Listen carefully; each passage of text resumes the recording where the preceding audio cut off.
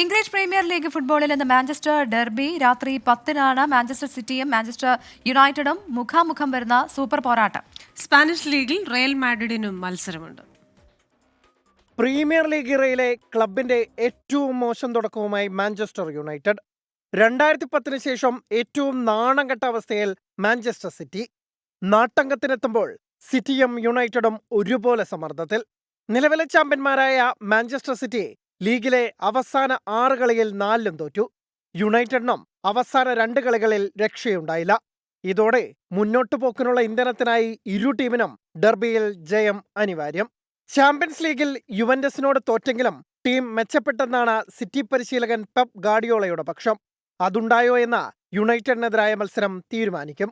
Europa ലീഗിൽ Victoria പ്ലസിനെതിരായ തിരിച്ചടിച്ചുള്ള ജയത്തിന്റെ ആത്മവിശ്വാസത്തിലാണ് Reuben അമോറിമിന്റെ United. രാത്രി 10-ന് സിറ്റിയുടെ മൈതാനമായ ഇത്തിഹാദ് സ്റ്റേഡിയത്തിലാണ് ഈ വമ്പൻ പോരാട്ടം. സ്പാനിഷ് ലീഗിൽ 1-ാം സ്ഥാനത്തേക്ക് ഉയരാനാണ് റയൽ മാഡ്രിഡ് കളത്തിലെത്തുന്നത്. രാത്രി 1:30-ക്ക് നടക്കുന്ന മത്സരത്തിൽ റയോ വയോക്കാനയെ തോൽപ്പിച്ചാൽ ബാഴ്സലോണയെ മറികടന്ന 1-ാമതെത്തും നിലവിലെ ചാമ്പ്യന്മാർ. നിലവിൽ ബാഴ്സലോണയ്ക്ക് 38-ഉം റയലിന് 36 പോയിന്റാണുള്ളത്. Sports desk 24.